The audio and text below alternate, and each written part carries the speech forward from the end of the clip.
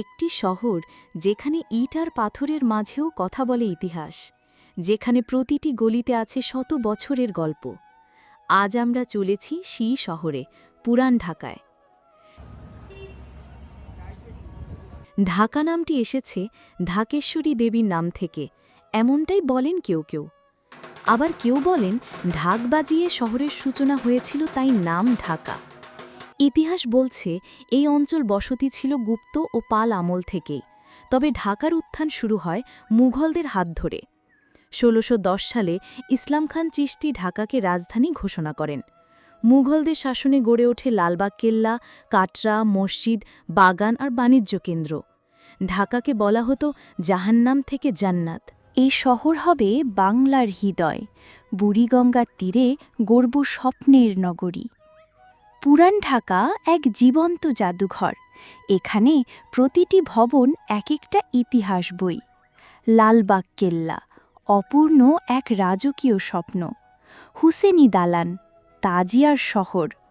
ঢাকেশ্বরী, ঢাকার মা, আর বড় কাটরা সেই সময়ের ৫ তারা হোটেল। পুরান ঢাকা মানেই খুশবু, স্বাদ আর স্মৃতি। কাচ্চি বিরিয়ানি, বকরখানি, মোরগ পোলাও, নানখাটাই, বোরহানি, এসব শুধু খাবার না, এগুলো ঐতিহ্য। আর ঈদ, পূরণ, মহররম, দুর্গাপূজা সবই পালিত হয় একসাথে, মিলেমিশে। ইসলামপুর আর বংশাল বাংলাদেশের অন্যতম ব্যবসা কেন্দ্র।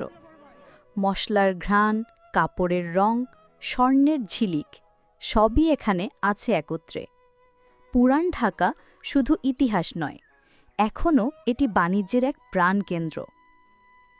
নতুন ঢাকা যত আধুনিক হচ্ছে, পুরান ঢাকা ঠিক ততটাই ধরে রেখেছে তার শিকড়। সরু গলি, বারান্দা, রিকশা, পুরানো গল্প সব আজও জেগে আছে। পুরান ঢাকা শুধু একটি জায়গা নয়, এটা সময়ের এক টুকরো। এখানে প্রতিটি ইট, প্রতিটি গলি, প্রতিটি মুখ সবই এক একটি ইতিহাস।